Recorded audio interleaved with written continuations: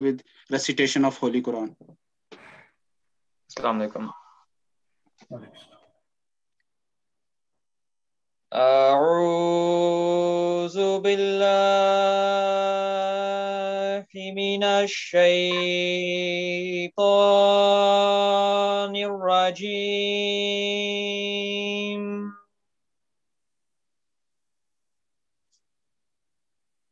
بسم الله الرحمن الرحيم.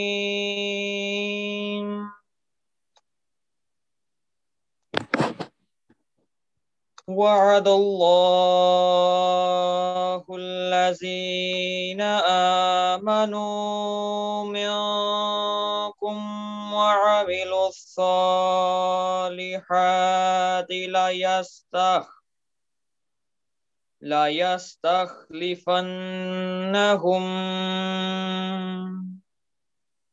في الأرض كما استخلف الذين من قبلهم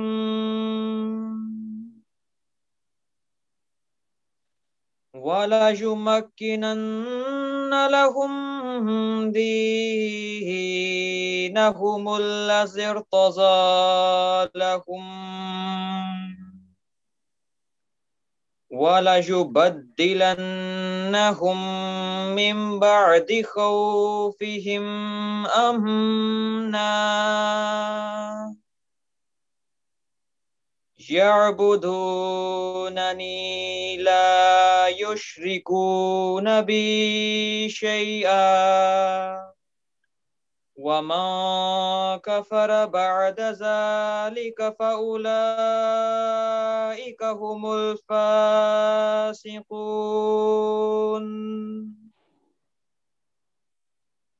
وأقيموا الصلاة وآتوا الزكاة وأطيعوا الرسول لعلكم ترحمون.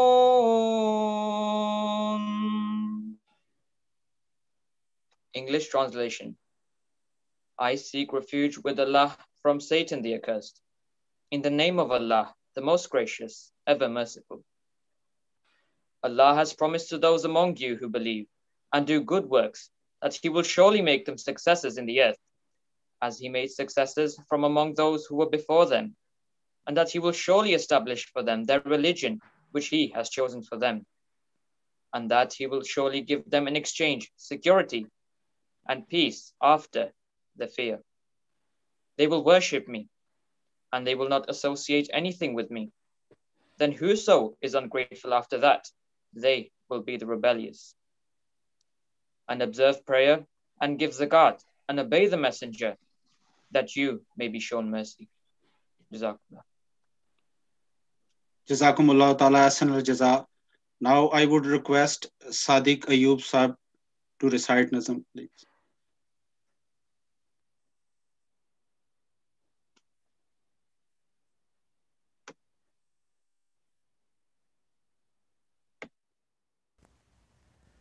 ہمارا خلافت پہ ایمان ہے، یہ ملت کی تنظیم کی جان ہے.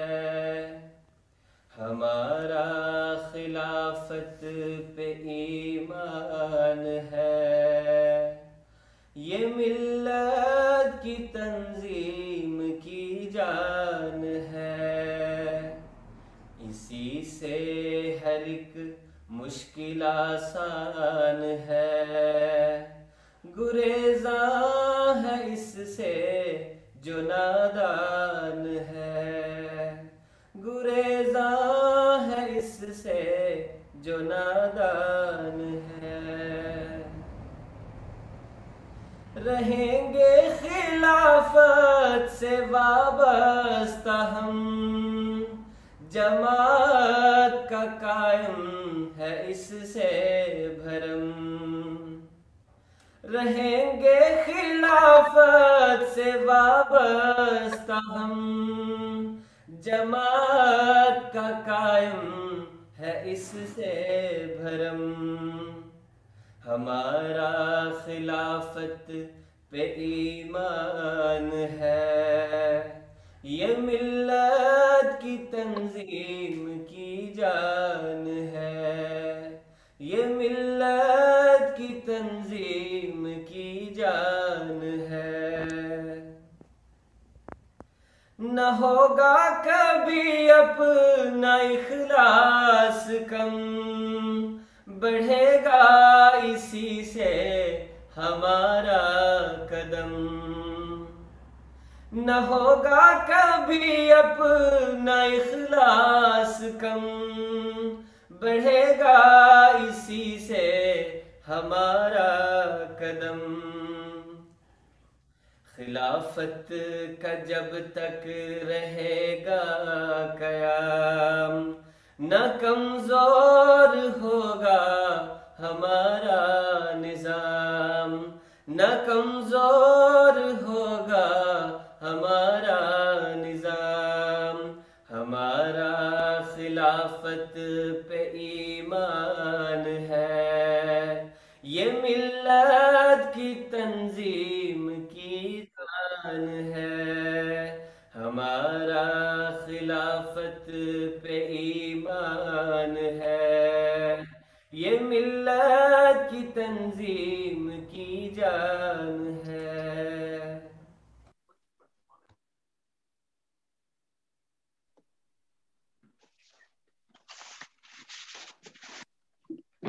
جزاکم اللہ تعالیٰ احسن الجزا۔ یہ خدا تعالیٰ کا خاص فضل و احسان ہے کہ ہمیں آج ایک ایسی نعمت کے تذکرے اور شکر کی توفیق عطا فرما رہا ہے جو کہ خلافت احمدیہ کی صورت میں ہمارے ساتھ ہے۔ ہر احمدی کی یہ خواہش ہوتی ہے کہ اس کا خلیفہ وقت کے ساتھ پیار اور محبت بڑھتا چلا جائے۔ اسی طرح خلیفہ وقت کا دل بھی ہر فرد جماعت کے لیے پیار اور محبت سے لبریز ہوتا ہے۔ اسی طرح بعض وجود ایسے ہوتے ہیں کہ خدا کے فضل سے انہیں خلافت احمدیہ کے قریب خلیفہ وقت کے قدموں میں زیادہ وقت گزارنے کی توفیق ملتی ہے۔ انہی وجودوں میں سے ایک مکرم عطاء المجیب راشد صاحب امام مسجد فضل لندن ہیں۔ امام صاحب کو سارے جانتے ہیں اور آپ کسی تعارف کے محتاج نہیں۔ ہڈرسفیلڈ کے لوگ یا باہر ہڈرسفیلڈ سے باہر دنیا کے دوسرے ممالک میں بھی امام صاحب سے ہر ایک شخص اچھی طرح واقف ہے۔ آج یہ ہماری خوش قسمتی ہے کہ مکرم و محترم امام صاحب اس بابرکت جلسے میں ہمارے ساتھ شامل ہیں۔ جیسا کہ میں نے کہا کہ امام صاحب کسی تعارف کے محتاج نہیں، چاہے وہ خلیفۃ المسیح رابع کے ساتھ اردو کی کلاس ہو، ترجمہ القرآن کی کلاس ہو، اور اسی طرح فرینچ ملاقات ہو، اور یہاں سوال و جواب کی مجالس ہو، مکرم و محترم امام صاحب عطاء المجید راشد صاحب ہمیشہ خلافت کے قدموں میں ہی ہمیں نظر آئے ہیں۔ بلکہ کچھ دن ہوئے میں ایک ترجمہ القرآن کی کلاس دیکھ رہا تھا، اور اس میں خلیفۃ المسیح رابع جب ترجمہ کر رہے تھے تو آپ نے اسی دوران پوچھا کہ امام صاحب کدھر ہیں آج؟ تو بڑی یہ خوشی ہوئی ہے دیکھے کہ کیا ہی بابرکت وہ نظارے تھے اور وہ وقت تھے جب خلیفۃ المسیح کے قدموں میں ایک احمدی کو جگہ ملتی ہے اور پیار اور محبت بڑھتا چلا جاتا ہے۔ آج کے جلسے کی مناسبت سے ہم نے امام صاحب کو مدعو کیا ہے کہ آپ نے خلیفۃ المسیح ثانی رضی اللہ تعالیٰ عنہ، خلیفۃ المسیح ثالث رحم اللہ، خلیفۃ المسیح رابع رحم اللہ، اور اسی طرح خلیفۃ المسیح الخامس اید اللہ تعالیٰ بالنصر العزیز کے ساتھ بہت ہی وقت گزارا ہے۔ تو اس حوالے سے امام صاحب آج ایمان افروز واقعات اور وہ خوبصورت نظارے اور وہ خوبصورت وقت جو آپ خلافت کے قدموں میں گزار چکے ہیں ہمارے ساتھ اس جلسے میں شیئر کریں گے۔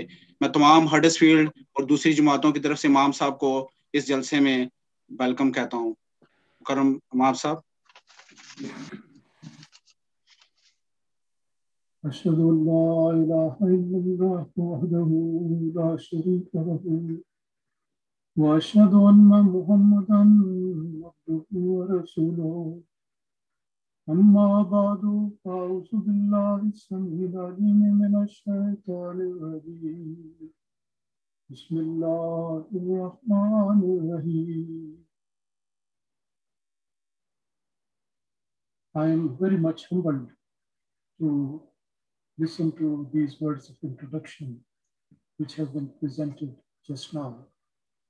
It's really my great honor and great privilege and blessing of Allah Almighty that I have been able to go through various periods of Khilafat and benefit from all that to the extent of my ability. Today, in the Friday sermon, Hazrat Amirul Mu'mineen Ayyadahullah Ta'ala bin Aziz has spoken on the subject of Khilafat, the Caliphate. And this subject, as everyone knows and should know clearly, that it is like the lifeline of a true believer and a true Ahmad. Huzur has mentioned very important things, and he has mentioned in detail the whole journey of Khilafat from the beginning to the current day and the future. He has also pointed out about that. So I would like to mention certain points for the benefit of the English-speaking people in the beginning, and then I will turn to change to Urdu language. I think so far as the institution of Khilafat is concerned, I would like to say that this is, as I mentioned, is a lifeline, and the real secret and the real source of spiritual being of a true believer and an Ahmad. This is something which has been prophesied in the Holy Quran, as the verses recited in the beginning, they clearly indicate.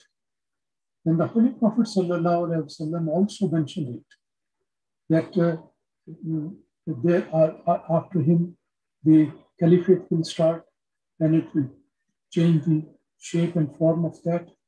And then, after a long gap, this Khilafat will be established once again. And then he kept quiet. This is according to the Hadith. And he did not mention what is going to happen after that. It means, and this point becomes very clear, that when the re-establishment of Khilafat takes place among the Muslims, the true followers of the Masih Maud, then this will continue and it will not end at a time. So regarding this, we should remember that it started with the demise of the promised Messiah, because he was given the understanding that he is going to pass away. And he made it clear to his followers that when I go, then this promised caliphate is going to be established. And when it is established, so long as the two conditions of that, the belief and the bisections, they are with the believers and the members of the community, this great bounty of Allah Almighty is going to continue, and without any end, it will continue to the end of the time. So this is that blessed opportunity through which we are passing. And it is our responsibility that we should be fully dedicated and thoroughly attached with the institution of Khilafat. And particularly with the Khalifa of the time, it is very, very essential that we build a very close link and relationship through obedience, through following his instruction, through carrying out all the commandments which he gives, and also through having closer and closer contact, and moreover, to always pray for the Khalifa of the time. So these are the steps we mentioned. Huzur's sermon today was very inspiring. I would request that those who have unfortunately not listened to that, they must, and I repeat, they must listen to that. It was a very full coverage of the establishment of Khilafat until today, and the future Huzur has mentioned that this blessing is going to continue till the end of the times. So it is very important summary, and Huzur has pointed out all the various phases of the Khilafat, the first phase, and the second, and the third, and the fourth, and then he also mentioned the fifth phase, which is the current one.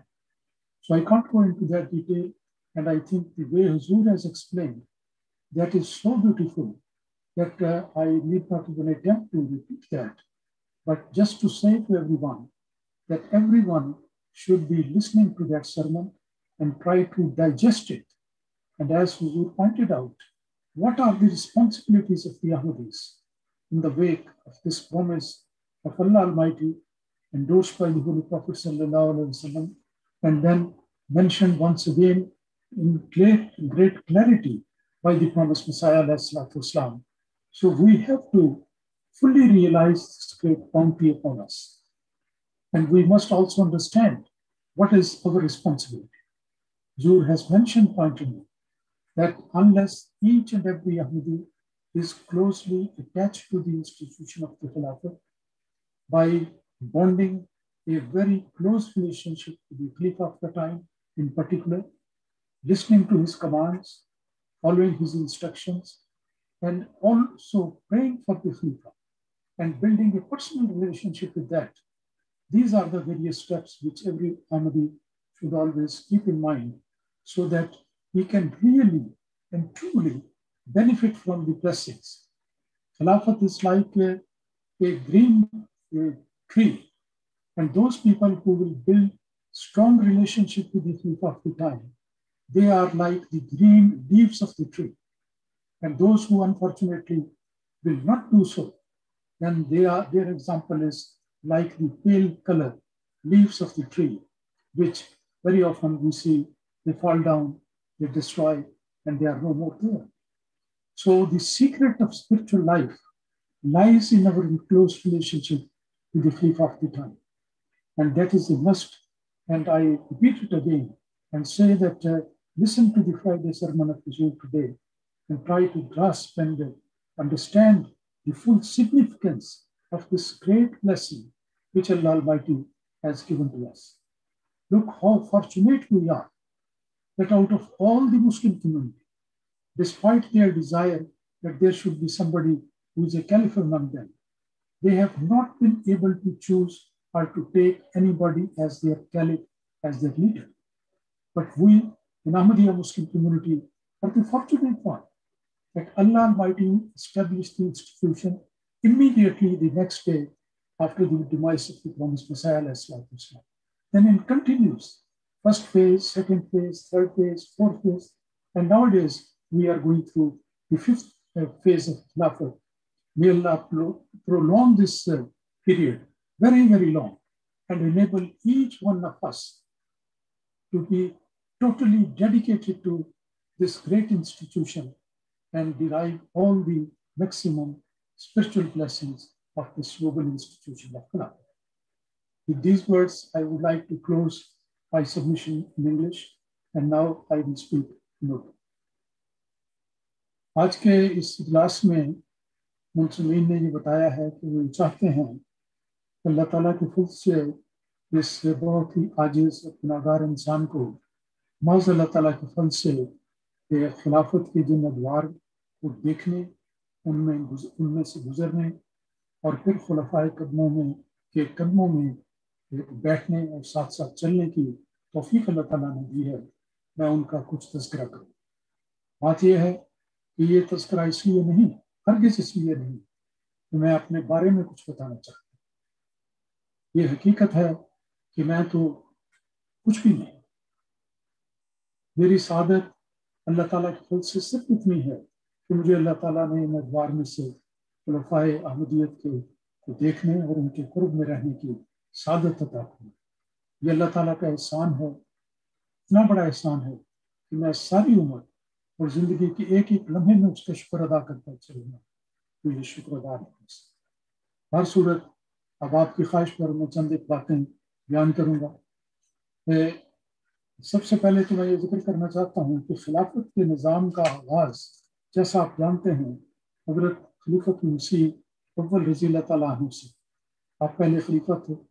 मसीह मौऊद अलैहिस्सलाम की वफ़ात 26 मई को हुई और अगले दिन ही जमात के दोस्तों ने आपको अल्लाह ताला की रहनुमाई में खलीफा वक्त मुंतखब किया। आपका दौर चला। फिर 1914 में हज़रत मुस्लिम मौऊद रज़ी अल्लाह तआला अन्हु खलीफा सानी, उनका दौर शुरू हुआ।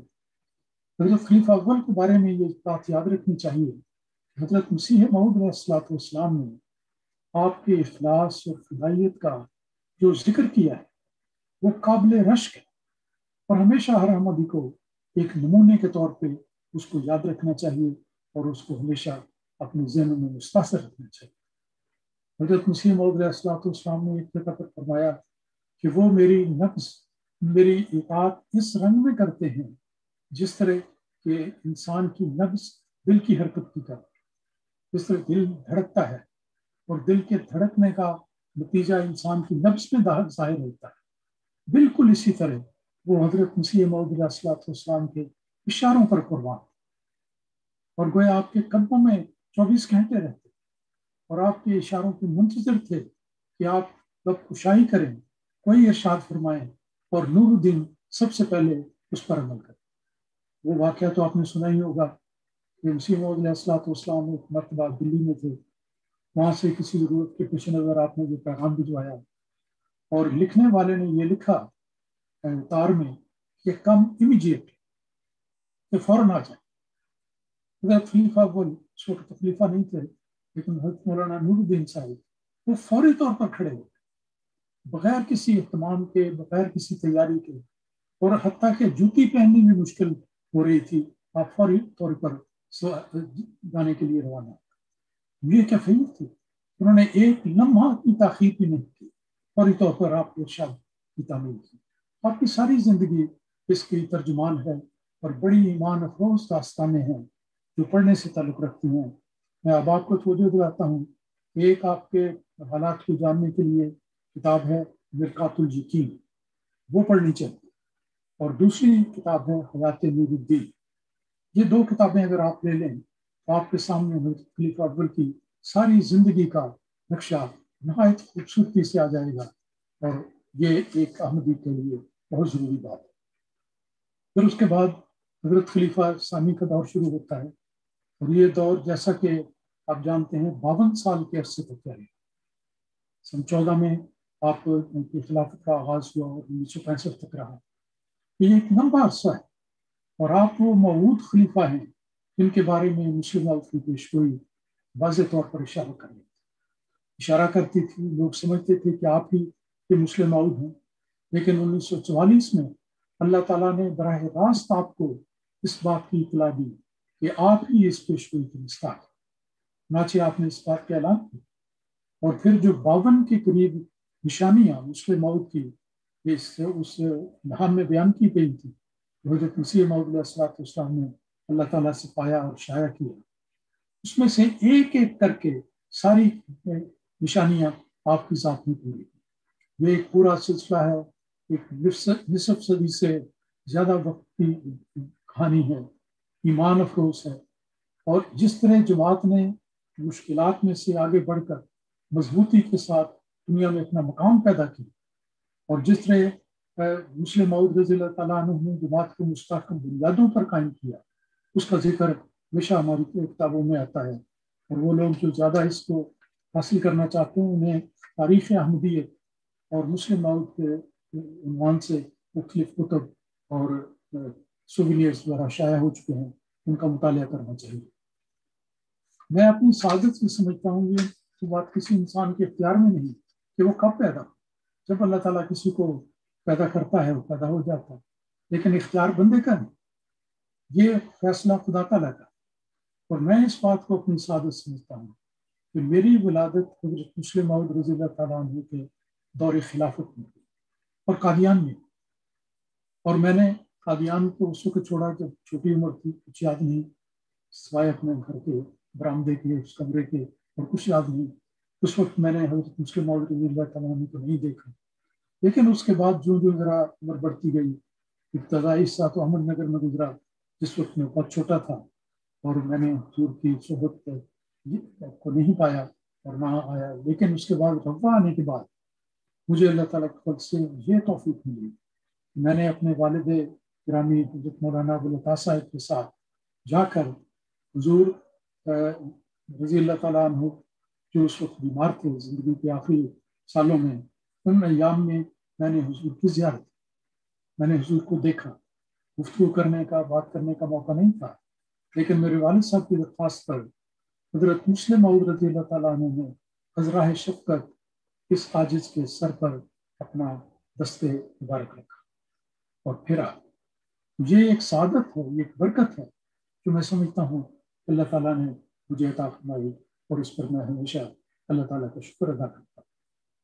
حضرت مسلم موعود کی زندگی کے واقعات کو تو اس میں جانا تو ایک بحر اوقیانوس میں داخل ہونے والی بات ہے، ایک ایسے سمندر میں جس کا کوئی کنارے 50 سال سے زیادہ خدمت اسلام سے بھرپور آپ نے زندگی اور اسلام کو دنیا کے کونے تک پہنچانے میں حتی الامکان ایڑی چوٹی کا زور لگا دیا، اور جس طرح حضرت مسیح موعود علیہ السلام کو یہ وعدہ دیا گیا تھا کہ میں تیری تبلیغ کو زمین کے کناروں تک پہنچاؤں گا، میں بڑے واضح طور پر کہہ سکتا ہوں حضرت مسلم موعود رضی اللہ تعالیٰ عنہ کی زندگی میں اس کی آپ نے بنیادیں قائم کر، انجمن قائم ہوئی، تاریخ جدید قائم ہوئی، اخبارات کا سلسلہ جاری ہوا، اور انجمن میں توسیع ہوئی، خدام الانبیاء، انصار اللہ، لجنہ نصرات، یہ تنظیمیں ہوئی، بے شمار آپ نے کام کیا، اور آپ نے پھر کتابیں لکھی جو اللہ تعالیٰ کے فضل سے پوری کی پوری شائع ہو چکی، علم کا خزانہ آپ نے چھوڑا، تفسیر کبیر آپ نے لکھی، تو جماعت کے اتحاد اور ترقی کے لیے، ان کے استحکام کے لیے ایسے ایسے کارہائے نمایاں آپ نے سر انجام دیے کہ جس کا کوئی شمار نہیں۔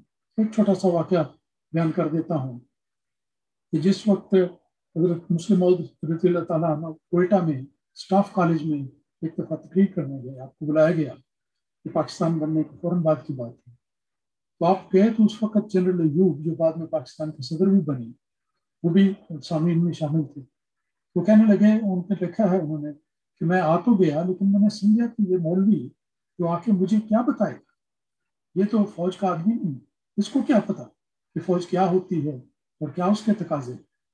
لیکن ان کا کہنا تھا کہ جب حضور نے ایسی پرمغز تقاریر کی اور فوج اور وطن عزیز کی حفاظت اور ترقی کے لیے آپ نے جو باتیں بیان کی، تو پھر مجھے ایسے لگا کہ آج میں اسٹاف کالج میں اپنی تربیت کا پہلا سبق حاصل کروں۔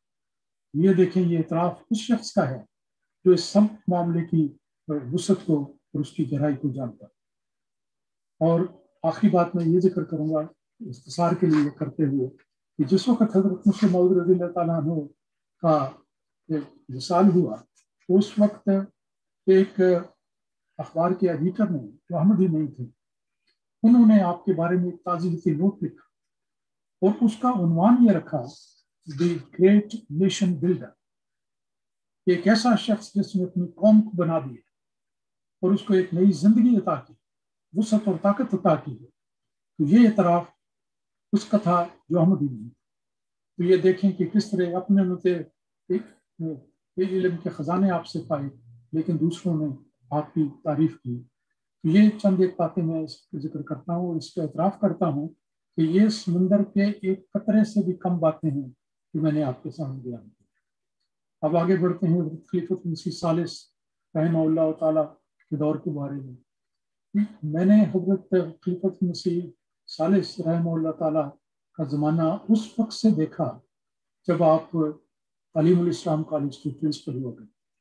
مجھے اس زمانے میں میٹرک کرنے کے بعد کالج میں داخل ہوا، تو اسی وقت سے میرا تعارف اس میں ہوا۔ اس میں ایک بات میں آپ کو بتاتا ہوں، مجھے ہمیشہ یاد رہتی ہے کہ مجھے چونکہ اس وقت وظیفے کا حقدار قرار دیا گیا اچھے نمبروں کی وجہ سے، تو مجھے یہ خواہش پیدا ہوئی کہ میں اس رقم سے جو زائد ملے گی کیوں نہ میں ہاسٹل میں اپنی رہائش اختیار کروں، تاکہ وقت بچے گا، مطالعہ زیادہ ہو جائے گا۔ میں نے درخواست لکھی تو پرنسپل صاحب نے میری درخواست رد کر دی اور کہا یہ نہیں، میں نہیں کس لیے۔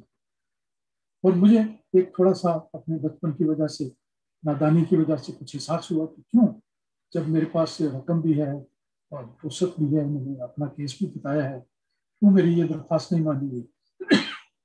لیکن بعد میں معلوم ہوا، حضور نے فرمایا کہ ہاسٹل کا تو فائدہ وہ لوگ اٹھاتے ہیں جن کا اپنا گھر نہ ہو، جن کو گھر اچھا ملا ہو، دیندار گھرانہ ہو، ایک ماحول ملے، ان کے لیے بہتر یہی ہوتا ہے کہ اپنے گھروں میں۔ تو اس نصیحت کا فائدہ مجھے بعد میں ساری زندگی محسوس ہوتا رہا اور میں ہمیشہ اس بات کا شکر گزار ہوں۔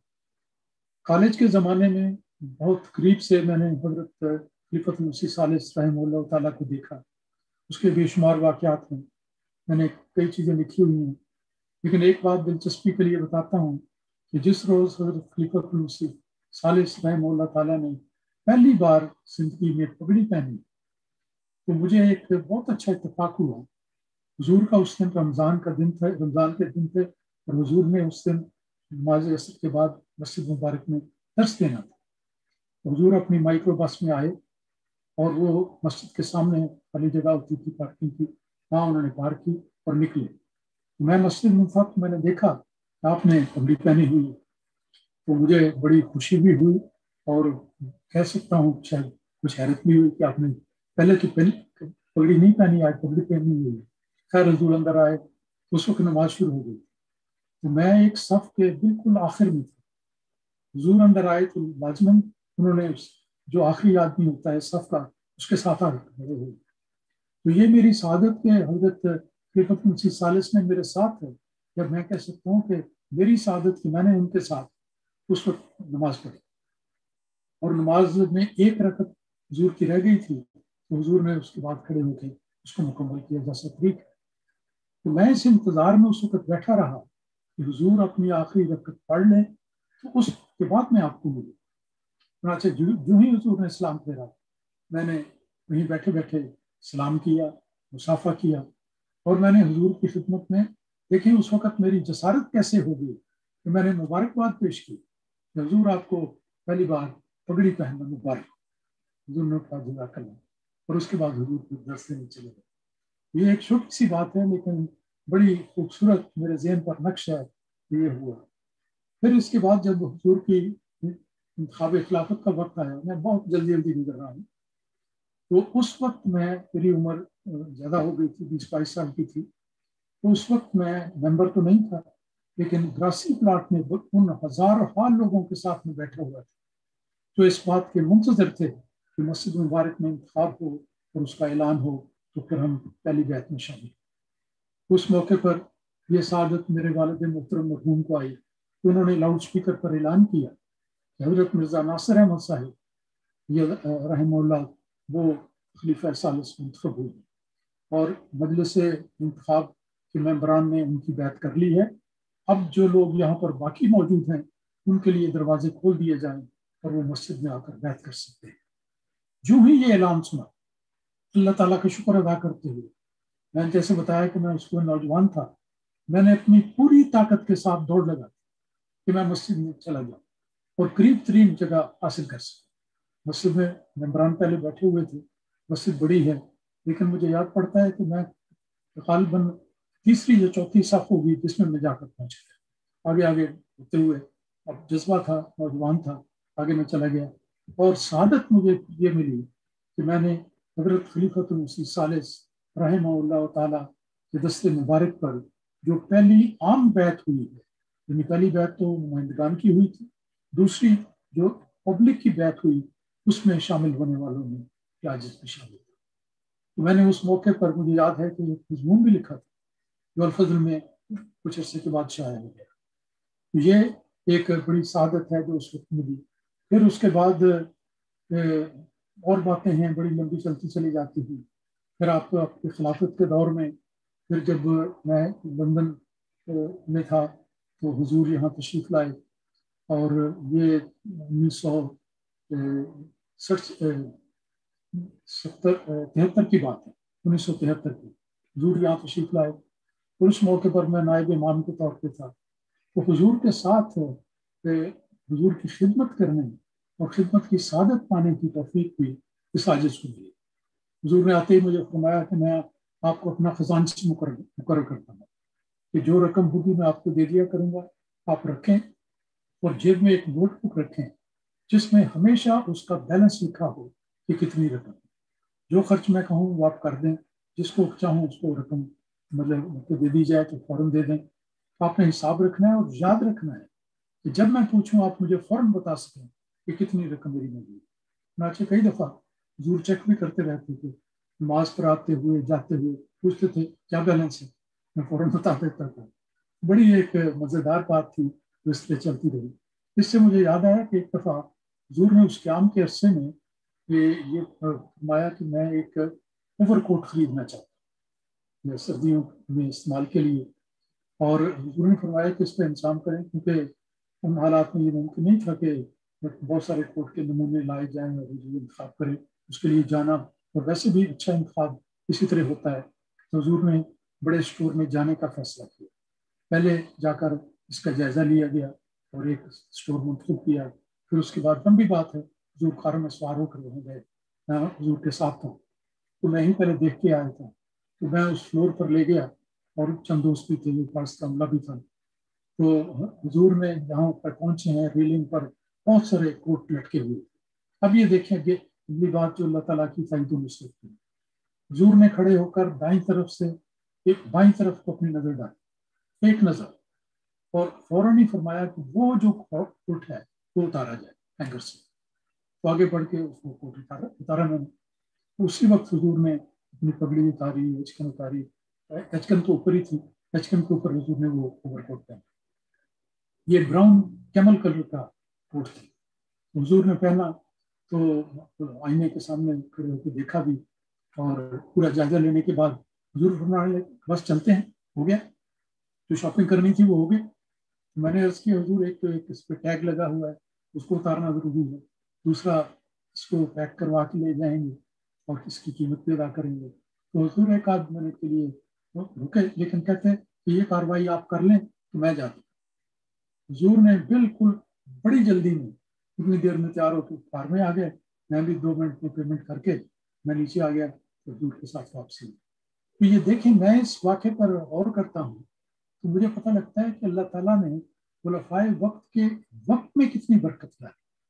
یعنی ایک کوٹ کی خریداری پہ دنیا کے لوگ گھنٹوں بسر کر دیتے ہیں، پتہ نہیں کتنے 10 20 اسٹوروں پہ جاتے ہوئے، لیکن حضور ایک ہی اسٹور پر گئے، ایک ہی لیول پر گئے، ایک ہی نظر میں ایک کوٹ پسند آیا، بالکل آپ کے سائز کا، رنگ ٹھیک، سب کچھ ٹھیک، اور حضور بغیر کوئی 1-2 منٹ وہاں رہے اور واپس کار میں آ گئے، واپس ہوئے. تو جس طرح اللہ تعالیٰ ان کے وقت کو بچاتا ہے اور نیک کاموں میں صرف کرنے کی سعادت دیتا ہے، یہ اس کی ایک بڑی ایسی مثال ہے. پھر اس کے بعد جب میں جامعہ میں تھا اس وقت کوئی حضور کے قرب کی بہت ساری باتیں ہیں. شاہد کلاس کو کی طرف سے درخواست کی گئی کہ حضور ہم 10 مبلغین تیار ہوئے ہیں، چاہتے ہیں کہ حضور سے ملے. اس زمانے میں ملاقاتیں ذرا کم ہوا کرتی اور ہمارا خیال ہے کہ حضور کے ساتھ تصویر بھی ہو جائے. حضور نے اس خط پر، میرے خط پہ پرنسپل صاحب نے تصدیق کر کے بھجوایا تھا، حضور نے لکھا کہ بڑے شوق سے آئیں اور میرے ساتھ چائے بھی پی. ہم تو ایسے کہتے ہیں کہ زمین پہ پاؤں نہیں لگتے تھے. بڑی خوشی خوشی اگلے دن گئے اور ہمارے لیے روڈ سیفٹی کے دفتر میں کرسیاں لگی ہوئی تھیں، حضور کے ساتھ ملاقات ہوئی، بات چیت ہوئی، چائے ہم نے ساروں نے بڑا مزے سے پی، لطف اندوز ہوئے. پھر اس کے بعد ایک تاریخی فوٹو بھی جو جماعت کے تاریخ میں موجود ہے. تو اس موقع پر بھی حضور نے یہ شفقت ہمیں یاد رکھتی ہے. پھر اس کے علاوہ اس وقت میں نے اس کے بعد لمبی بات ہے کہ جاپان جانا تھا. تو اس موقع پر اس سے پہلے یہ ہوا کہ میں جب ربا گیا 73 میں، اس وقت خدام الانبیاء کے اجتماع میں صدر کا انتخاب ہوتا ہے. تو صدر کا انتخاب ہوا، کسی نے میرا نام بھی کوئی پیش کر دیا. ان دونوں میں آیا گیا ہوا تھا چھٹی پہ، اور اتفاق ہوا کہ میرے ووٹ زیادہ آ گئے. حضور کے خدمت میں رپورٹ ہوئی، لیکن اس کا فیصلہ جلدی نہیں ہوا اور حضور آخری اجلاس کے لیے تشریف لے آئے. حضور نے ساری تقریر کر دی اور فرمانے لگے کہ اچھا یہ ساری کاروائی تو ہو گئی، لیکن فرمایا ذرا ٹھہریں، ایک اعلان میں نے کیا. اس کے بعد حضور نے عذرائے شفقت اعلان کیا کہ شورا کی مجلس نے جو رائے دی ہے میں اس رائے کو منظور کرتا ہوں، اور اس سازش کا نام لے کے فرمایا انہیں صدر مجلس خدام الانبیاء مرکزیہ مقرر کرتا. یہ بھی ایک تاریخی بات ہے، خلیفہ وقت نے خود اس بات کا اعلان فرمایا. پھر اس کے بعد حضور کے ساتھ مختلف جگہوں پہ ملاقاتیں، دفتری ملاقاتیں، بہت ساری واقعات ہیں جس میں جانا نہیں چاہتا. لیکن جس وقت میں اس خدمت کو سر انجام دے رہا تھا، اسی دوران جب 1975 میں مجھے اچانک یہ اطلاع ملی کہ میری تقرری جاپان کے لیے ہوئی، تو میں فوری طور پر تیار ہو گیا. تو جانے سے پہلے میں نے حضور سے ابتدائی ملاقات کرنی تھی، وہ جلم میں ہوئی. اس کے حضور کے پاس سے غیر جماعت دوست بیٹھے ہوئے. حضور نے مجھے شرف مصافحہ عطا فرمایا، میں بیٹھ گیا. تو حضور نے میرا تعارف اس غیر احمدی دوست کو بڑے دلچسپ انداز میں فرمایا. آپ نے فرمایا کہ یہ ہمارے واقعی زندگی ہے مبلغ ہیں، یہ پہلے مغرب میں تھے، خدمت کرنے کے لیے گئے تھے، اور اب میں انہیں مشرق میں بھجوایا. مجھے بڑا ہی لطف آیا کہ کس طرح اپنائیت کے انداز میں حضور نے فرمایا کہ پہلے ان کو میں نے مغرب میں بھجوایا، اب میں ان کو مشرق میں بھجواتا ہوں. میں اجازت لے کے واقعی خاص کر کے آ گیا. یہ جو لندن کا واقعہ پہلے میں نے سنایا کہ حضور یہاں آئے اور واقعات، ان میں سے ایک واقعہ بڑا دلچسپ ہے. ایک موقع پر جماعت نے ایک پکنک کی، اور بڑی لمبی تفصیل ہے، اس کو چھوڑتے ہوئے میں ذکر کرتا ہوں کہ میدان کھلا تھا، کھانا پینا ہوا، نمازیں ہوئی، سب کچھ ہوا. اس سارے وقت میں حضور نے اپنا ایک چھوٹا سا کیمرہ جو حضور کی بچپن کی اوپر والی جیب میں آ جاتا تھا وہ نکالا، اور سارے مبلغین کو جو اس وقت موجود تھے، تو میرا خیال ہے 20-22 کے قریب ہوں گے، ان کو کہا کہ آپ یہاں لائن لگا دیں. تو حضور نے اس کیمرے سے، اپنے کیمرے سے سارے مبلغین کی تصویر لی، اور تصویر لینے کے بعد حضور نے، جیسا آپ کو بڑا خوبصورت انداز ہوا کرتا تھا، آپ نے فرمایا کہ اچھا یہ بتائیں کہ اس تصویر کا عنوان کیا ہو. تو سب دوست خاموش تھے. حضور نے دوبارہ پوچھا کہ کوئی بتائے کہ اس تصویر کا عنوان کیا ہو. ہر ادب کی وجہ سے اور اس وجہ سے کہ کیا کہیں، سب خاموش تھے. تو حضور نے خود فرمایا کہ میرے نزدیک اس تصویر کا عنوان ہے کھنڈرات کے معمار. کہ آج دنیا ایک اجڑی ہوئی دنیا ہے روحانیت کے اعتبار سے. اس اجڑی ہوئی دنیا کے بنانے والے معمار آج کے مبلغین ہیں، اور یہ ان کی تصاویر ہے جو سامنے حاضر ہے. تو یہ ایک بہت ہی گہرا مفہوم رکھنے والا عنوان حضور نے تجویز فرمایا، اور یہ بات مجھے یاد ہے. اب میں اس سے آگے نکلتا ہوں کہ اس کے بعد جب حضرت خلیفۃ مسیح رابع رحمہ اللہ تعالیٰ کا دور آیا، تو وہ بھی ایک ایسا دور ہے جس میں اس وقت تو میں ربا میں موجود نہیں تھا، لیکن اللہ تعالیٰ نے میرے نصیب میں یہ سعادت رکھی تھی کہ جب حضور پاکستان سے ہجرت کر کے انگلستان تشریف لائے، تو اس وقت میں اس سے تھوڑا ہی عرصہ پہلے، چند مہینے پہلے میں یہاں آیا. درمیان میں بیمار بھی ہو گیا، پھر اس کے بعد صحتیاب ہوا، اور اس کے بعد اچانک حضور کے آنے کا پروگرام بن گیا. اچانک اطلاع ملی رات کو چند گھنٹوں میں، 7-8 گھنٹوں کے بعد حضور آ رہے ہیں. تو یہ ایک لمبی داستان ہے جو میں کئی دفعہ بیان کر چکا ہوں، اخبارات اور رسائل کتب میں شائع ہو چکی ہے. بارصورت اس وقت میں امیر جماعت بھی تھا، اور مبلغ انچارج بھی تھا، اور امام مسجد بھی تھا. یہ ساری ذمہ داریاں میرے سپرد تھیں. تو یہ ایک بھاری ذمہ داری تھی جو اس وقت میرے سپرد ہوئی، اور اچانک اس کی اطلاع ملی. اس وقت فوری طور پر اس مکان کو خالی کیا گیا جہاں پر میں اور میری فیملی رہتے تھے.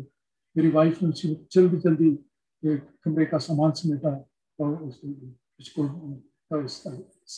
صاف کیا، اور سب جو سامان تھا اس کو کس طرح پیک کریں، ڈبے تو تھے نہیں. تو بستر کی چادروں میں لپیٹ کر گٹھیاں تیار کر دی گئی، اور وہ خدام نے آ کے ہمارے گیسٹ ہاؤس تک منتقل کر دی. میں نیچے آ کے دفتر میں آ گیا، اور میں دفتر کو اسی طرح ٹھیک ٹھاک کی. بارصورت تھوڑی دیر کے بعد، چند گھنٹوں کے بعد، لمبی داستان ہے، حضور تشریف لائے. تو اس موقع پر اللہ تعالیٰ نے یہ فضل کیا کہ حضور کا سب سے پہلے ملنے کی توفیق ملی، اور پھر حضور کے ساتھ ایئرپورٹ سے یہاں مسجد میں آئے.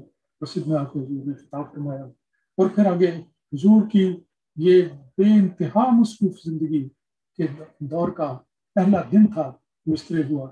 اس کی معذرت چاہتا ہوں کہ اس کی تفصیل میں اس وقت نہیں جا سکتا، لیکن میں چند ایک باتیں بیان کرتا ہوں آپ کے اخلاق فاضلہ کی. چھوٹی بھی ہیں، بڑی بھی ہیں، لیکن بڑی دلچسپ اور بڑی سبق آموز ہیں. حضرت خلیفۃ مسیح رابع کے زمانے میں ایک دفعہ آپ جب جرمنی تشریف لے گئے، تو آپ سے ایک بچے نے سوال کیا کہ حضور کیا آپ پگڑی اس لیے پہنتے ہیں کہ آپ خلیفہ ہیں؟ اب یہ بچے کا سوال ہے، سارے لوگ ہنس پڑے. حضور نے بھی بہت انجوائے کیا کہ بچے نے دیکھیں کیسا سوال کیا. سوال جواب مجالس حضور کو بہت پسند تھے، پاکستان میں بھی کرتے رہے. یہاں کی سینکڑوں مجالس حضور نے اردو میں، انگریزی میں بڑی کثرت کے ساتھ منعقد، اور بچوں کے ساتھ، بڑوں کے ساتھ، احمدیوں کے ساتھ بڑی بے تکلفی کے سوالات ہوتے تھے، بہت عمدہ جوابات دیتے. تو بچے نے یہ سوال کیا کہ حضور آپ پگڑی جو پہنتے ہیں کیا آپ یہ اس لیے پہنتے ہیں کہ آپ خلیفہ ہیں؟ تو حضور نے اس کا جواب دیا کہ نہیں، ایسی بات نہیں ہے، یہ تو مجھ سے پہلے خلفاء احمدیت کا طریقہ چلا آتا ہے کہ سب نے پگڑیاں پہنی، اس لیے میں نے بھی پگڑی پہننے کو اختیار کیا ہے، لیکن یہ کوئی ایسی شرط نہیں ہے۔ اور اس کے بعد حضور نے دیکھیں کیا پرتکلف بے تکلفانہ انداز اختیار کیا۔ آپ نے اس بچے کو مخاطب کرتے ہوئے فرمایا اور اپنی پگڑی کو سر سے اتار کر دائیں ہاتھ میں پکڑ لیا اور فرمایا بچے کو کہ دیکھو یہ پگڑی میرے ہاتھ میں ہے اور سر پر نہیں، اور پھر بھی میں خلیفہ، کیونکہ یہ خلافت کے ساتھ اس طرح منسلک نہیں کہ جس کے سر پہ پگڑی ہے وہی خلیفہ ہوتا ہے یا خلیفہ کے سر پہ ہونا ضروری ہے۔ تو حضور نے بڑی بے تکلفی کے ساتھ ایک ایسا سادہ اور صحیح اور جامع جواب دیا کہ ہر طرف مسکراہٹ اور مسکراہٹ ہی پھیل گئی۔ پھر حضور جرمنی کی ایک مجلس والے جواب کا واقعہ ہے کہ وہاں پر ایک بچے نے سوال کیا اور مائک پر آ کر اس نے کہا کہ حضور کیا میں آپ کو آ کر آپ سے مصافحہ کر سکتا ہوں اور معانقہ کر سکتا ہوں؟ حضور کی بڑی طبیعت بہت ہی خوبصورت اور بہت ہی بے تکلفانہ تھی، بچوں کے ساتھ تو بے انتہا آپ کو پیار تھا، بڑوں کے ساتھ بھی تھا، کوئی بھی کس سے کم نہیں تھا، تو بچوں کے ساتھ غیر معمولی شفقت تھی۔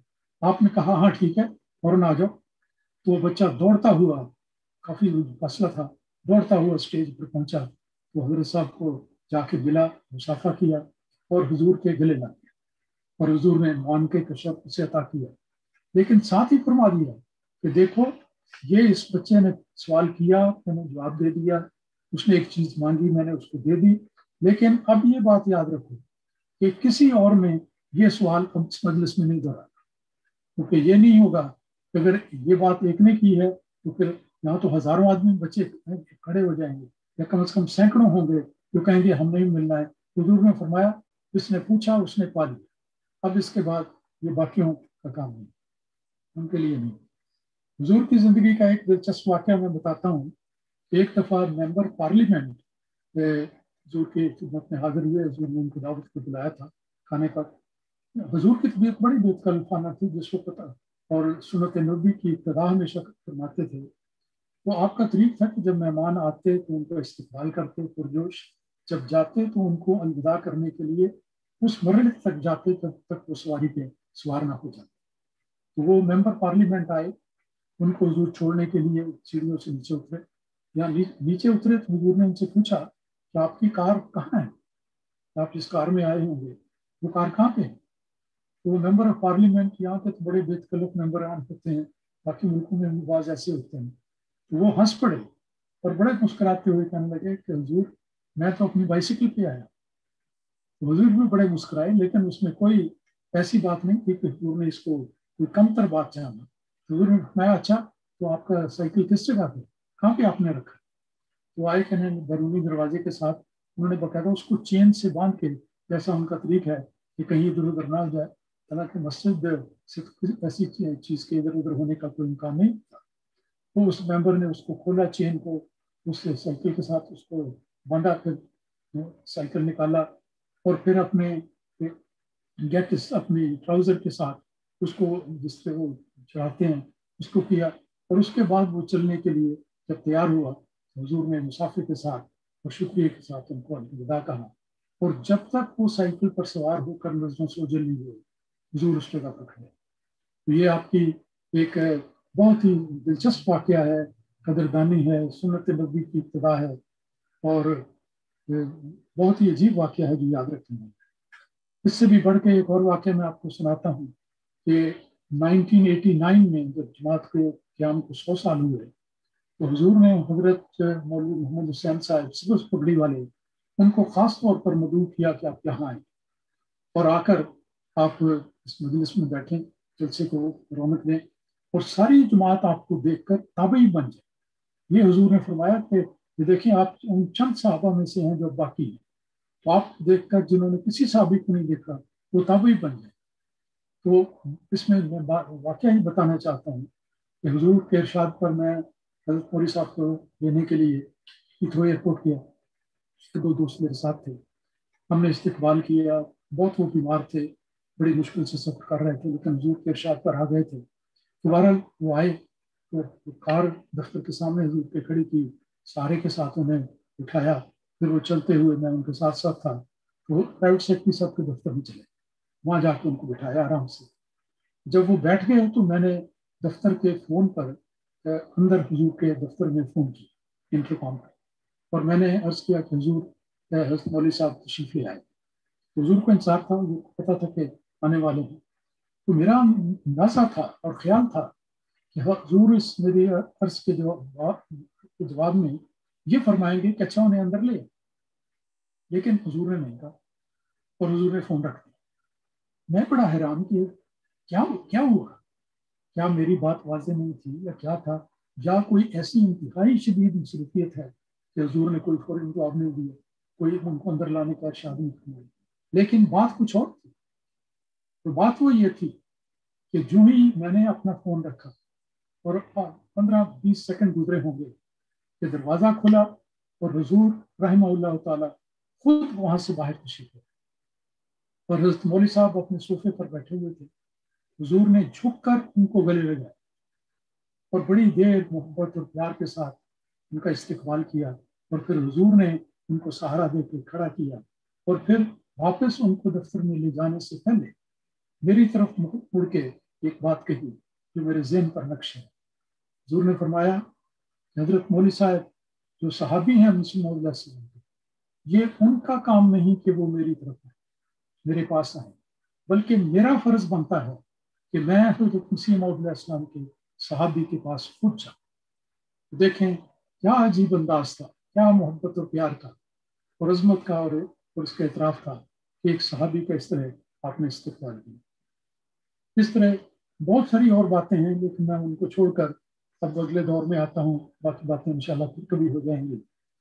تو ایک بات صرف میں بتا دینا چاہتا ہوں حضور کی عظمت کے ذکر کے حوالے سے. ایک موقع پر حضور کی موجودگی میں جب میں نے ایک نکاح کا اعلان کیا, جس کے بارے میں حضور نے اجازت دی تھی کہ آپ نکاح کا اعلان کر دیں, حضور سے درخواست کی گئی تھی, لیکن حضور نے فرمایا کہ میں نہیں کروں گا, میں اس نکاح میں شامل ہو جاؤں گا.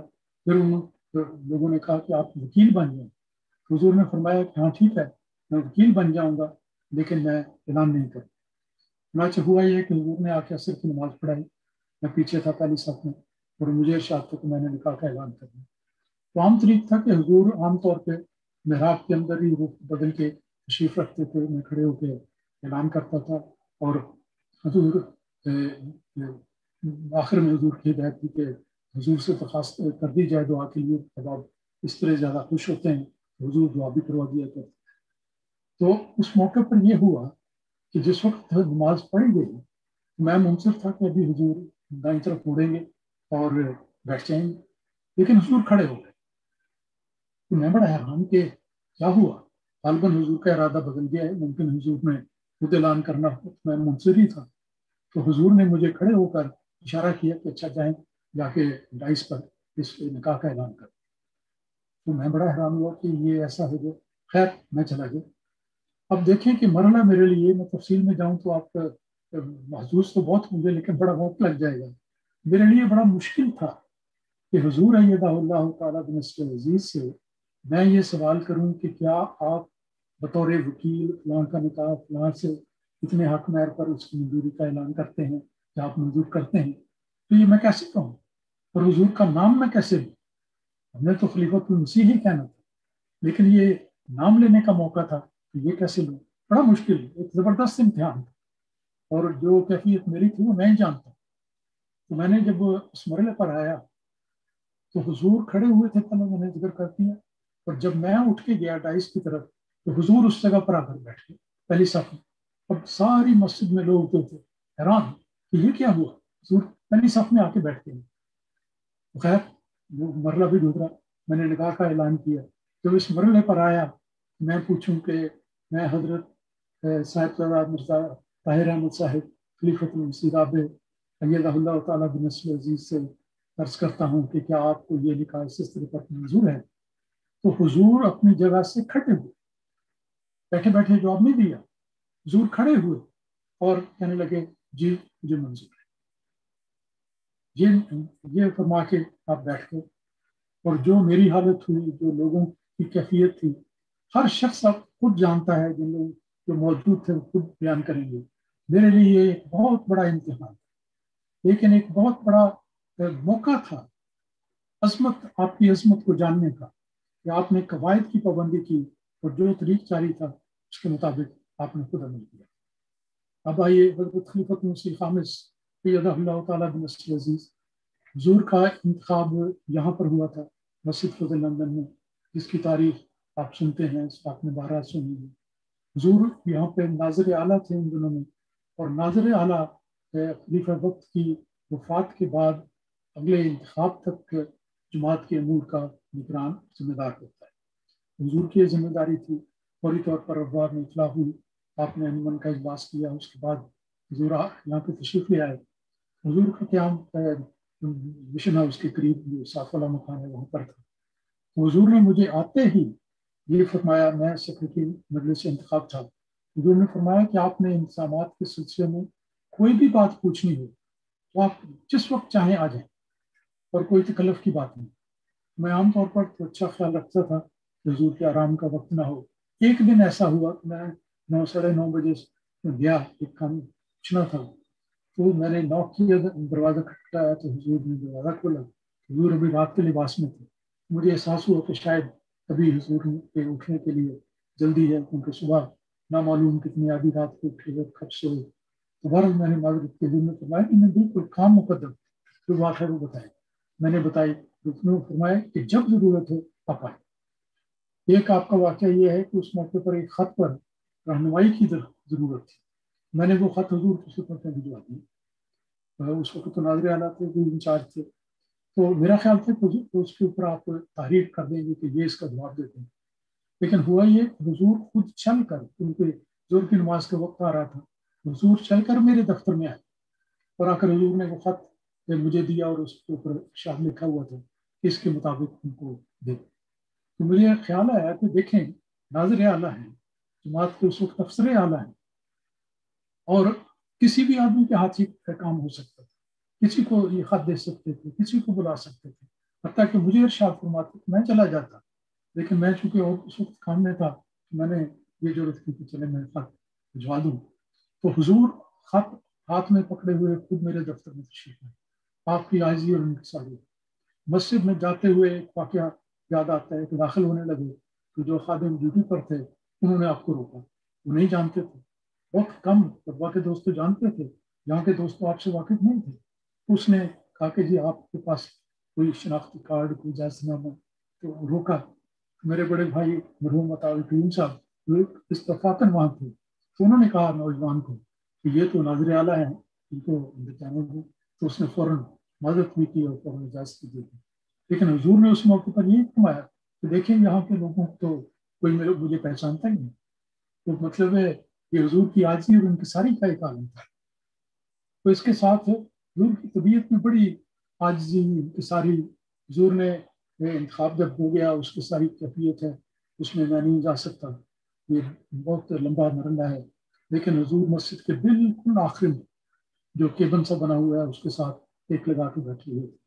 جب آپ کو یہ کہا گیا کہ آپ تشریف لائیں اور آ کر بیٹھ لیں، حضور کا رنگ بالکل پیلا پڑا، فاق ہو، اور ایسی کیفیت تھی جو آپ کے چہرے سے پوری طرح نہیں. وہاں بہرحال مطلب میں اب نہیں بیان کر سکتا. تو اس کے بعد حضور اٹھ کر آئے. حضور نے آ کے یہ سارا مراحل میں سے گزرے. حضور نے جو انتخاب خلافت تھے ان کے لوگوں سے بیعت لی، پھر اس کے بعد خطاب بھی کیا. ایک موقع پر حضور نے فرمایا کہ دوست بیٹھ جائیں، کیونکہ بہت سارے لوگ پائے سے اس وقت اندر آ رہے تھے جب پہلی بیعت ہو چکی، اعلان ہو چکا.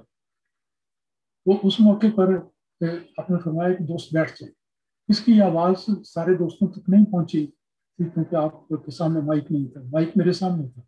کہ میں نے اسی وقت یہ سمجھ کے کہ خلیفہ وقت جو منتخب ہوئے ہیں ان کا یہ پہلا فرمان ہے، میں نے لاؤڈ سپیکر پر اعلان کر دیا کہ حضور نے فرمایا ہے کہ دوست بیٹھ جائیں. اور اس وقت آپ نے وہ نظارہ دیکھا جو تاریخ میں ہمیشہ کے لیے ثبت ہو چکا ہے کہ ساری دنیا میں، نہ صرف مسجد فضل میں اور اس کے باہر اور برطانیہ میں بلکہ ساری دنیا کے سب ممالک میں سارے آمدی جو یہ نظارہ دیکھ رہے تھے، انہوں نے جب یہ آواز سنی تو مجھے دوستوں نے بعد میں بتایا کہ ہم اپنی اپنی جگہ پر فوری طور پر بیٹھ گئے. اگر سامنے کوئی جگہ نہیں تھی تو سامنے والے شخص کے کندھے پر یا اس کے سر کے اوپر بیٹھ گئے. تو ایسا اطاعت کا نمونہ دکھایا اور دنیا کو یہ سبق مل گیا. دیکھو اس خدائی جماعت کا ایک سربراہ آ گیا اور اس کے پہلے لفظوں پر جماعت جس طرح نثار ہو رہی ہے، یہ اس کا نمونہ ہمارے سامنے ہے. حضور کی طبیعت میں بڑی سادگی اور عاجزی کے پہلو نمایاں ہیں. بڑی محبت، شفقت، احترام، ہر قانون کی پابندی، ساری چیزیں ہیں. بہت ساری اس کی باتیں ہیں جو میں آپ کو ذکر کرنا چاہتا ہوں. ایک دفعہ مثلاً حضور نے بریڈ فورڈ کے علاقے میں جب سفر کیا تو پہلے سے انسان کے مطابق ایک پکنک منائی گئی. اس میں حضور نے تھوڑی دیر کے لیے کرکٹ بھی کھیلا. باقی سارے مبلغین تھے، بہت زیادہ مجمع نہیں تھا، لیکن حضور نے کرکٹ کھیلنے میں بھی شامل ہوئے. پھر اس کے بعد کھانے کا موقع تھا، تو اس میں جب حضور آئے تو ایک مارکی میں مرد بیٹھے ہوئے تھے، دوسری مارکی میں خواتین تھیں جو مبلغین کی بیویاں تھیں. تو حضور پہلے ان کی طرف پہلے تشریف لے گئے کہ ان سے سلام ہو جائے. تو حضور گئے اور اس کے بعد واپس آئے. اس وقت خوب باتیں ہو رہی تھی، مردوں کی طرف بھی اور عورتوں کی طرف بھی. حضور کے داخل ہوتے ہی مردوں کی طرف خاموشی ہوئی. تو تھوڑی دیر کو میں نے نوٹ کیا عورتوں کی طرف بھی خاموشی ہوئی. میں نے حضور سے عرض کیا کہ حضور لگتا ہے کہ عورتوں کی طرف کھانا سرو ہو گیا. حضور کہنے لگے آپ کو کیسے پتہ لگا؟ میں نے کہا کہ اس لیے کہ اب ان کے باتیں کرنے کی آواز نہیں آ رہی. حضور نے ہنستے ہوئے فرمایا کہ دیکھیں میں ابھی لیڈیز کی طرف سے ہو کر آیا.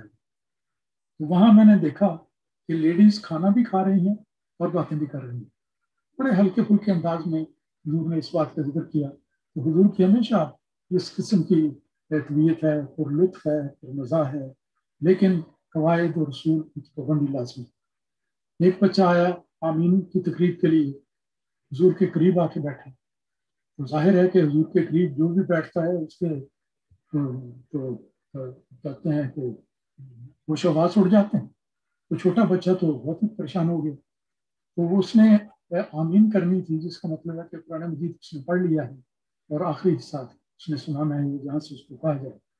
تو حضور نے اس بچے کا دایاں ہاتھ پکڑا، یہ حضور کا طریقہ ہے، اور اس کی شہادت کی انگلی ایک جگہ پر رکھی کہ یہاں سے پڑھو. وہ بچہ اتنا گھبرایا اور پریشان تھا. بڑے بڑے گھبرا جاتے ہیں، ان کی زبانیں نہیں چلتی. تو بچہ کیا تو ایک بچہ تھا، تو وہ اتنا گھبرایا ہوا تھا کہ وہ بیچارہ بول نہ سکا.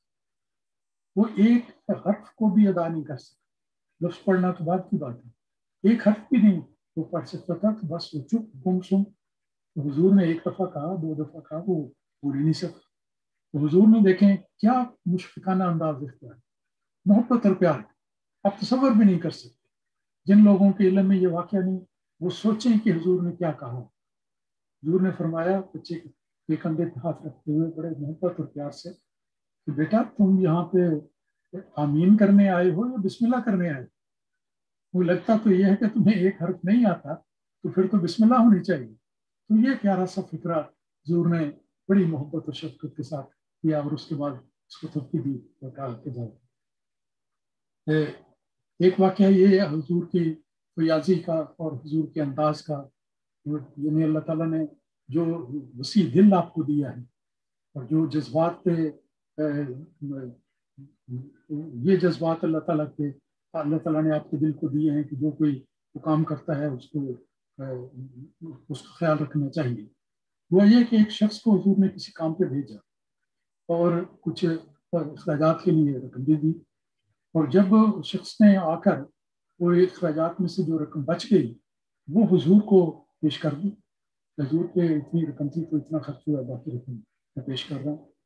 اس پر حضور نے جو جواب لکھوایا وہ میں ذکر کرنا چاہتا ہوں، اور اس میں حضور کی عظمت اور آپ کی محبت اور آپ کے انداز کا ایک شاندار نمونہ ہمارے سامنے آتا ہے.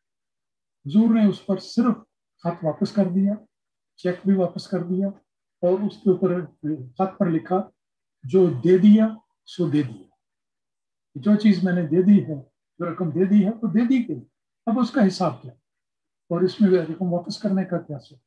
یہ بھی حضور کی وسعت قلبی کا ایک بہت بڑا مثال ہے جو میں نے پیش کی ہے۔ خلیفہ وقت کے لیے خدائی رہنمائی کی مثالیں بہت ساری ہیں، میں بڑی جلدی سے گزر رہا ہوں۔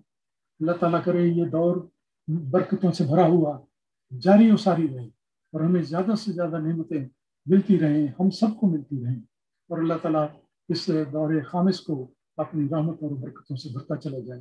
اس لیے بہت ساری باتوں کو چھوڑ کے ایک دو باتیں بیان کرتا ہوں، اور میرا ذاتی تجربہ جو اس میں آتا ہے وہ میں ذکر کرتا ہوں کہ خلیفہ وقت کے لیے اللہ تعالیٰ خدائی رہنمائی میسر کرتا ہے۔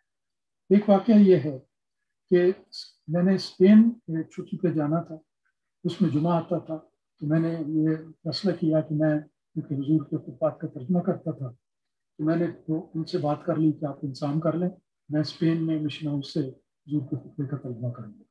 اور سب منسلمین سے جہاں بھی بات ہوگی تو میں نے ملاقات میں حضور سے ذکر کیا کہ حضور میں نے کل جانا ہے، تو انشاءاللہ خطبے کا جمعہ خطبے کا ترجمہ اسپین سے ہو جائے گا، اس کا انتظام ہو گیا ہے۔ حضور نے فرمایا ٹھیک، میں وہاں چلا گیا۔ اگلی صبح وہاں پر اسپین میں حضور کا ارشاد ملا کہ خطبے کا ترجمہ اسپین سے نہیں ہوگا بلکہ یہاں سے، لندن سے ہوگا۔ میں نے فوراً کہا آمنا وسلم، جیسا حضور کا ارشاد، لیکن میرے دل میں یہ آیا کہ کیسے ہو گیا۔ کل تو حضور نے مجھے فرمایا کہ ٹھیک ہے یہاں سے آپ کر لیں، پہلے بھی ایک دفعہ امریکہ سے گلاسکو سے میں نے اسی طرح ترجمہ کیا ہوا تھا، کوئی دقت نہیں تھی، ٹیکنیکل کوئی روک نہیں تھی۔ تو یہ کیا ہوا، میں باہر جمعے کے لیے تیار ہو کر بس سے چلا گیا، کیونکہ اس دن میں نے ترجمہ نہیں کرنا تھا۔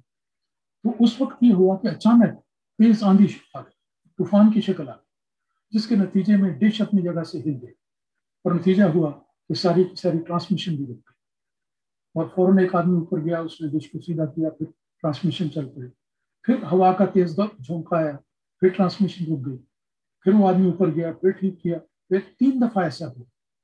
تو جب یہ ہوا اور 1 آدھ منٹ کا وقفہ آتا رہا بار بار، تو اس وقت مجھے پتہ لگا کہ معلوم ہوتا ہے کہ اللہ تعالیٰ کے کسی خدائی اشارے کے نتیجے میں حضور نے یہ فرمایا کہ ترجمہ وہاں سے نہیں بلکہ لندن سے۔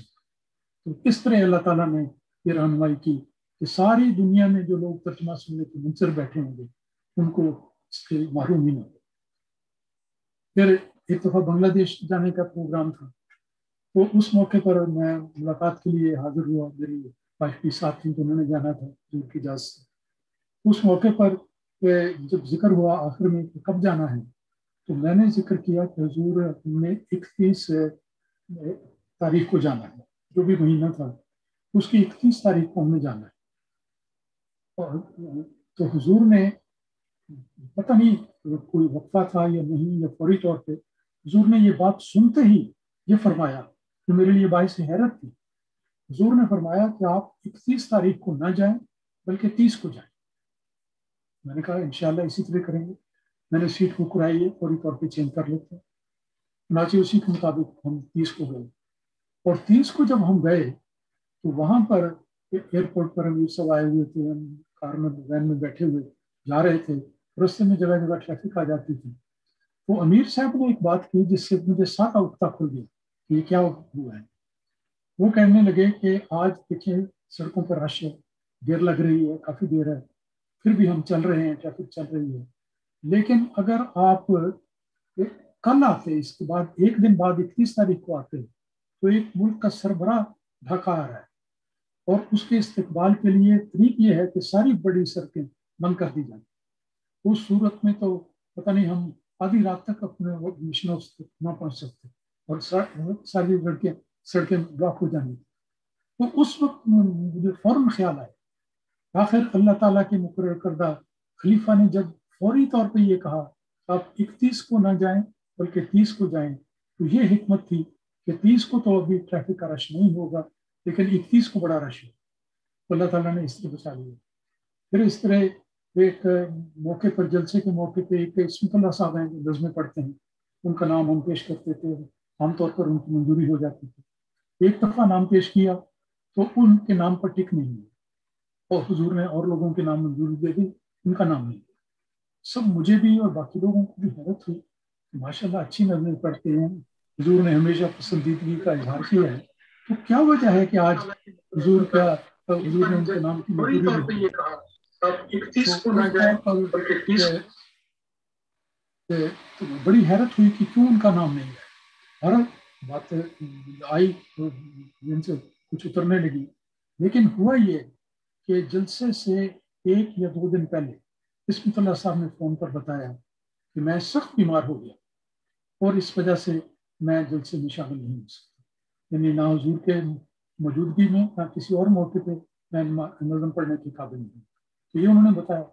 تو مجھے اس وقت پتہ لگا کہ غالباً اللہ تعالیٰ نے کوئی اشارہ کیا تھا کہ وہ اس موقع پر نہیں ہوں گے، اس لیے حضور نے ان کے نام کی منظوری دی. باقی اس سے پہلے بھی اور بعد میں بھی ہمیشہ ان کی منظوری ہوتی رہتی ہے. اور ایک اور عجیب واقعہ میں آپ کو سناتا ہوں کہ یہاں پر برطانیہ کے نارتھ کے علاقے میں ایک ڈاکٹر ہیں، پاکستان سے آئے کوالیفائڈ ڈاکٹر تھے. انہوں نے بڑی جگہ پر جاب کے لیے اپلائی کیا لیکن ہر جگہ سے نہ ہوتا. مجھے ان سے ملنے کا اتفاق ہوا. انہوں نے یہ بڑا دلچسپ ایمان افروز واقعہ سنا ہے. وہ کہتے ہیں کہ میں حضور کو دعا کے لیے لکھتا تھا، حضور کے جوابات آتے تھے دعائیہ کہ اللہ تعالیٰ فضل کرے. کہتے ہیں میں نے پتہ نہیں 40 سے 50 جگہوں پر درخواستیں دی، لیکن ہر جگہ سے یا جواب منفی یا خاموشی، کوئی جواب نہیں آتا تھا. میں پریشان تھا کہ میں اچھا بلا ڈاکٹر ہوں، سب کوالیفیکیشن ہے، مجھے جاب نہیں مل رہی. تو وہ کہتے ہیں کہ ایک دن میں بیٹھا ہوا تھا کہ ڈاک آئی، اس میں حضور نے میرے لیٹسٹ جو آخری خط تھا اس کا جواب دیا، اور اس میں حضور نے تحریر فرمایا اور یہ فقرہ اس میں لکھا گیا کہ جاب تو آپ کو مل گئی ہے، پھر آپ کیوں بار بار لکھتے ہیں.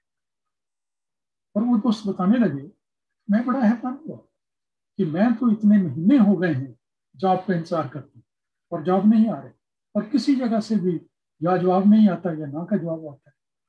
حضور فرماتے ہیں کہ جاب تو آپ کو مل گئی ہے، یہ کیسے ہو گیا؟ کہتے میں ابھی اس فکر مندی میں یعنی سوچ میں تھا کہ کیا ہوا ہے. اور میرے ٹیلی فون کی گھنٹی بجی.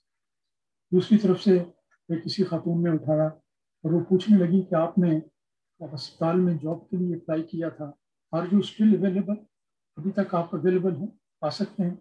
ڈاکٹر کہنے لگے کہ میں نے کہا yes I am ready, all the time I am ready. اس خاتون نے کہا کہ اچھا پھر آپ آج آ سکتے ہیں ابھی؟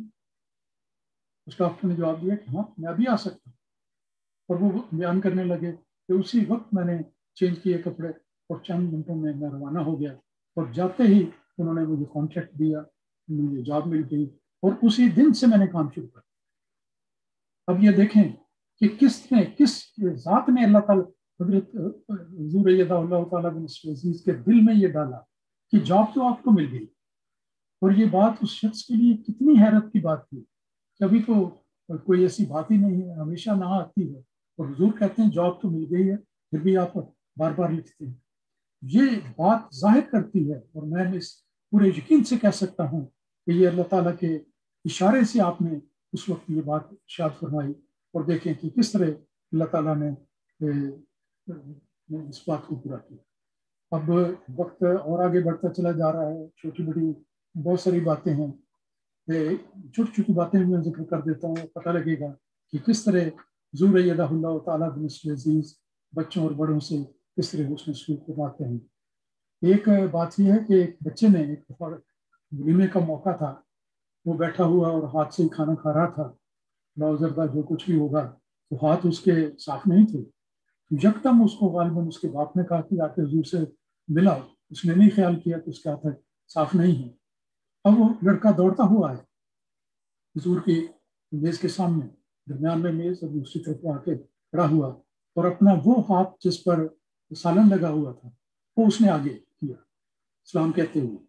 اب دیکھیں یہ مرحلہ ہے، عام آدمی ہو تو بالکل انکار کر دو، جاؤ ہاتھ دھو کے آؤ، یہ کرو، یا انکار ہی ہو جائے، میں نہیں کرتا.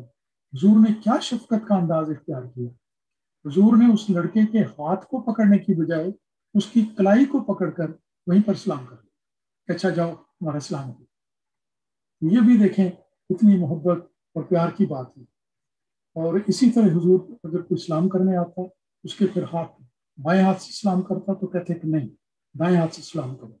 اگر کوئی انعام لینے والا بائیں ہاتھ سے انعام لیتا تو ہمیشہ فرماتے بچوں کو بھی نوجوانوں کو بھی کہ وہ دائیں ہاتھ سے کریں.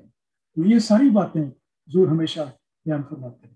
ایک اور بات میں ذکر کرتا ہوں کہ 2 سال پہلے کی بات ہے، ان دنوں حضور کا قیام مسجد فضل میں تھا.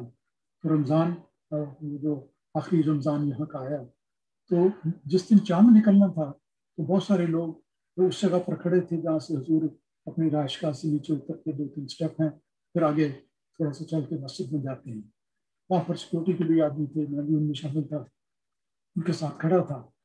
وہ منصف تھے سارے حضور آئیں اور ہم دکھائیں حضور کو دیکھیں آسمان پہ دنیا چاند رمضان کا نظر آ رہا ہے. تو حضور نے فوراً پہچان لیا، بڑی دور رس نگاہ ہے آپ کی، دیکھتے ہی کہ کچھ چہروں پہ نظر آ رہا ہے. حضور نے پوچھا کہ اچھا چاند نظر آ گیا؟ ہم نے کہا جی نظر آ گیا. حضور نے فرمایا اچھا کدھر ہے؟ تو فوری طور پہ بتایا کہ حضور دیکھیں وہ اس طرف کو دیکھیں تو ایک بجلی کی تار جا رہی ہے اس کے نیچے، اور درخت کے اوپر اس کر کے اشارہ کیا.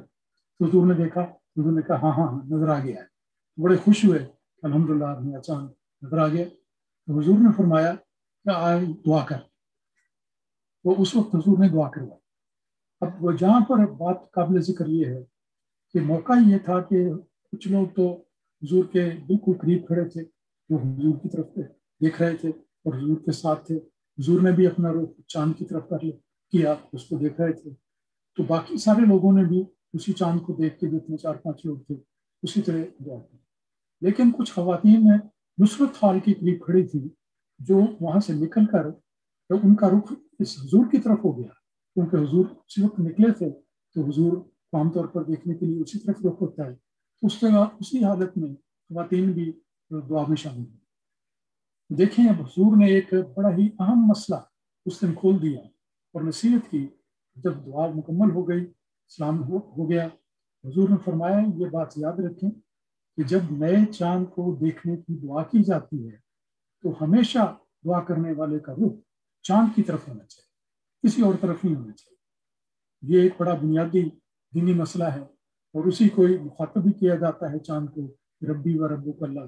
تو یہ مخاطب کرتے ہوئے دعا کی جاتی ہے تو چاند کی طرف رخ کر کے دعا کرنی چاہیے، کسی اور طرف نہیں.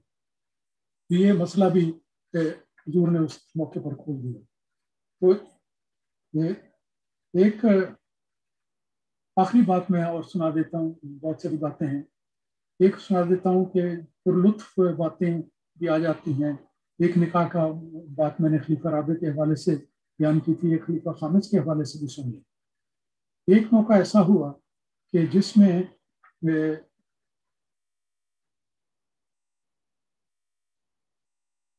میں جس وقت نکاح کا اعلان کرنے والا تھا اس سے پہلے جو آیات مسنونہ تلاوت کی جاتی ہیں تو وہ تلاوت کر رہا تھا. تو اس موقع پر اتفاق ایسا ہوا، باغ دوڑ کا اثر ہوتا ہے وہ کیا، ایک لفظ پر میں اٹک گیا. حضور تشریف رکھتے تھے محراب میں اور میں کھڑا تھا ڈائس کے ساتھ. تو پڑھتے پڑھتے ایک جگہ پر میں رک گیا اور میں یاد کرنے لگا کہ یہ لفظ کیا ہے تاکہ آگے چلوں. تقریباً آخری حصہ تھا، لیکن وہ کبھی ذرا سا وقفہ ہوا، چند سیکنڈ کا وقفہ. لیکن عجیب بات کہ سامعین میں بہت سارے مبلغین بھی بیٹھے تھے، لیکن کوئی بھی فوری طور پر وہ یہ نہ بتا سکا کہ وہ کون سا لفظ ہے. نہ پوچھا گیا، یعنی کسی کے ذہن میں نہیں آیا اور سب خاموش تھے اور کسی نے کوئی نہیں پوائنٹ آؤٹ کیا. الحمدللہ کہ فوری طور پر مجھے یاد آ گیا، اور جو ہی مجھے یاد آیا تو سامعین میں سے بھی ایک دو نے یہ کو یاد کروا دیا. خیر میں نے وہ صحیح لفظ پڑھ دیا اور اس کے بعد نکاح کا اعلان. یہ بات تو ہو گئی، اور اس کے بعد جیسا حضور کی ہدایت ہے حضور خدمت میں دعا کے لیے عرض کیا گیا، حضور نے دعا کرائی. اس کے بعد کھڑے ہوئے. جب کھڑے ہوئے اور حضور کے داخلے کا دروازہ بائیں طرف ہے تو حضور اس کی طرف ذرا سا مڑے. میں وہیں پر کھڑا تھا ڈائس کے لیے. حضور نے میرے بائیں بازو کو یہاں کونی سے ذرا اوپر پکڑ لیا اور کہنے لگے کہ میں آپ کو ایک واقعہ سناتا ہوں. بڑا دلچسپ ہے، بڑے خوشگوار موڈ میں حضور کھڑے تھے. ویسے بھی نکاح کے اعلان کا موقع تھا، ہنسی خوشی کا موقع ہوتا ہے. حضور فرمانے لگے کہ ٹھیک ہے بیٹھیں. سارے لوگوں کو بیٹھے ہوئے تھے، ان کو کہا کہ آپ سنیں، میں آپ کو ایک بڑا دلچسپ واقعہ سناتا ہوں. حضور نے واقعہ یہ سنایا اور سارا وقت حضور نے اپنے دستے مبارک سے میری کونی کے اوپر پکڑے رکھا. حضور نے فرمایا کہ ایک دفعہ کسی جگہ نکاح کا اعلان کرنا تھا اور اس کے لیے درخواست کی گئی حضرت ملک سیف الرحمان صاحب مفتی سلسلہ سے. حضرت ملک سیف الرحمان صاحب میرے استاد، بڑے قابل، بڑے عالم انسان، لیکن وہ زیادہ تقریریں نہیں کیا کرتے تھے اور نکاح پڑھانے کا بھی بہت کم ان کو واسطہ پڑا ہوگا. تو وہ کہتے ہیں کہ ایک دفعہ جب یکدم ان کو کہا گیا کہ آپ نکاح کا اعلان کریں، تو حضور بیان فرما رہے تھے کہ ملک صاحب کھڑے ہوئے اور ان کے ذہن میں وہ آیات نہیں آئیں جو مسنون آیات ہیں، وہ پڑھی جاتی ہیں عام طور پر.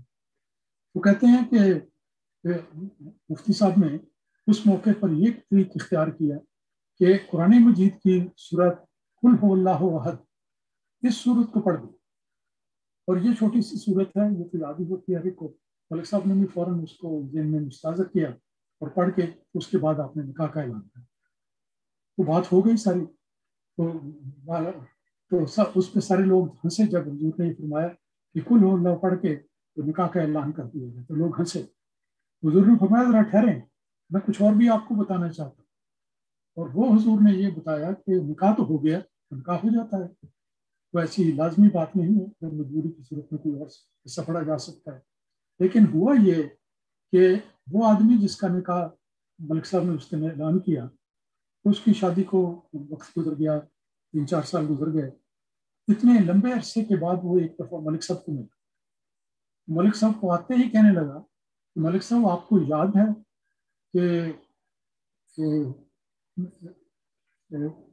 آپ نے میرا نکاح پڑھا تھا. وہ اپنا تعارف کروانے لگا کہ آپ نے میرا نکاح پڑھا تھا. تو اس وقت ملک صاحب کو پوری طرح مستحضر نہیں ہو رہا تھا. تو اس شخص نے پھر وضاحت کرتے ہوئے یہ کہا کہ ملک صاحب میں وہی ہوں جس کا نکاح آپ نے قل هو اللہ پڑھ کے کہا تھا. اس پہ سارے حضور بھی کھلکھلا کے ہنسے، باقی لوگ ہنسے. حضور نے بڑے ہی پرلطف انداز میں ایک خوبصورت واقعہ بیان کیا کہ اس ملک صاحب نے قل هو اللہ احد پڑھ کے نکاح کا اعلان کیا، اور اس آدمی نے اپنی کیا اچھی نشانی بیان کی کہ میں وہی آدمی ہوں جس کا نکاح آپ نے قل هو اللہ احد پڑھ کر کیا. اس ناظرین اور سامعین، بہت وقت ہو گیا ہے اور اب اس مجلس کو بہرحال اچھی مجلس ہے، مجھے بھی لطف آ رہا ہے، آپ کو بھی آ رہا ہوگا. اب ختم کرنے کا وقت آتا ہے، تو ان چند الفاظ کے بعد میں اس تقریب کو ختم کرتا ہوں.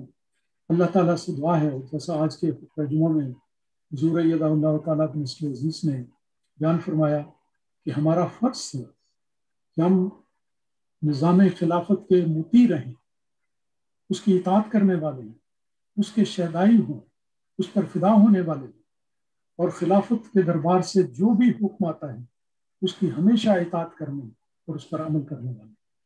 خلافت کے ساتھ، خلیفہ وقت کے ساتھ ہمارا گہرا دلی تعلق اور ایسا تعلق ہو جو ہمیشہ بڑھتا چلا جائے اور اس میں کبھی بھی کسی مرحلے پر ایک رتی بھر کمی نہ آئے.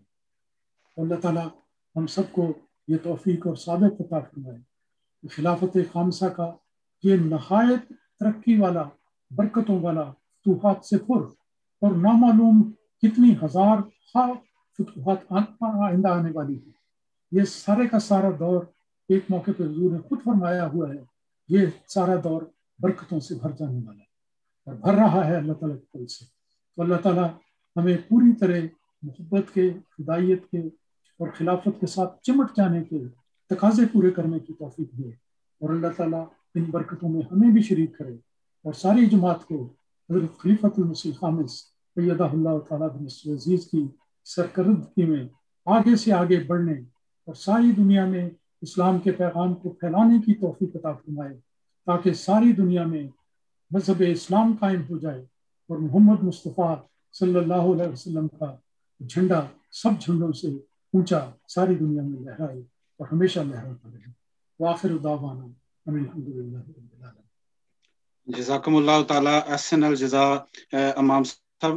ماشاءاللہ بہت ہی خوبصورت انداز میں آپ نے یہ جو خلافت کا دور ہے اور اس ادوار میں جو وقت آپ نے خلفاء کے ساتھ گزارا ہے، ہمیں بہت ہی اچھے انداز میں آپ نے اس دور کی میں جو باتیں آپ کے ساتھ ہوئی ہیں اور جو برکات آپ نے حاصل کی ہیں وہ ہمارے ساتھ شیئر کی ہیں. اللہ تعالیٰ آپ کو جزائے خیر. آخر میں مکرم و محترم مبشر احمد صاحب صدر ہڈرسفیلڈ نارتھ سے درخواست کروں گا کہ وہ چند الفاظ بیان کرتے ہیں. جی السلام علیکم. خاکسار مکرم عطا المجیب راشد صاحب امام مسجد لندن مشنری انچارج یو کے کا شکریہ ادا کرتا ہے. آپ نے اپنی ہزاروں مصروفیات کے باوجود ہمارے خلافت کے جلسہ سے خطاب کیا. آپ نے خلافت احمدیہ کے نہایت ایمان افروز روح پرور واقعات بتائے اور احباب جماعت کے دلوں میں خلافت کے ساتھ مزید محبت اور اخلاص بڑھانے کا موجب بنے. اللہ تعالی ہمیشہ ہمیں خلافت کے ساتھ وابستہ رکھے، خلیفہ وقت کی دعاؤں کا وارث بنائے اور خلیفہ وقت کے ہر حکم پر عمل کی توفیق عطا فرمائے. آخر میں امام صاحب سے ہڈرسفیلڈ کی جماعت کے لیے دعا کی درخواست ہے. اللہ ہمیں مزید ترقیات عطا کرے اور ہمیشہ خدا کا سایہ ہمارے ساتھ رہے اور احمدیت کا جھنڈا سر بلند رکھنے کی توفیق عطا فرمائے. جزاکم اللہ امام صاحب. اللہ تعالیٰ آپ کو بھی صحت مند لمبی زندگی سے نوازے. آپ نے جو واقعات بتائے ہیں دل چاہتا ہے کہ وقت رک جائے اور ہم سنتے جائیں، لیکن وقت کی مجبوری ہے. تو اللہ تعالیٰ آپ کو لمبی زندگی عطا کرے اور ہم ہمیشہ آپ کے ساتھ ایسی مجالس میں شرکت کرتے رہیں. جزاکم اللہ. جزاکم اللہ تعالیٰ احسن الجزا. امام صاحب آخر میں آپ سے درخواست کروں گا کہ آپ اس بابرکت مجلس کو جلسے کو دعا کے ساتھ ختم کروا دیں.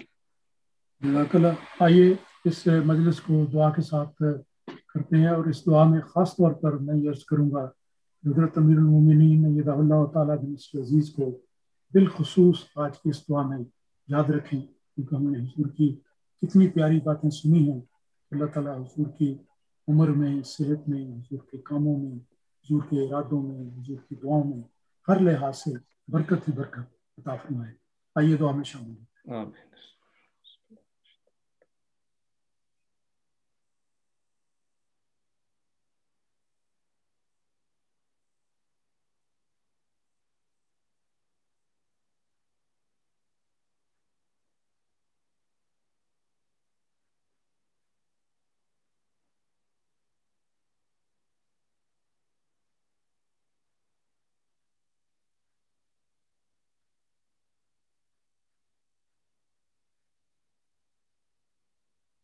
آمین. آمین. جزاکم اللہ.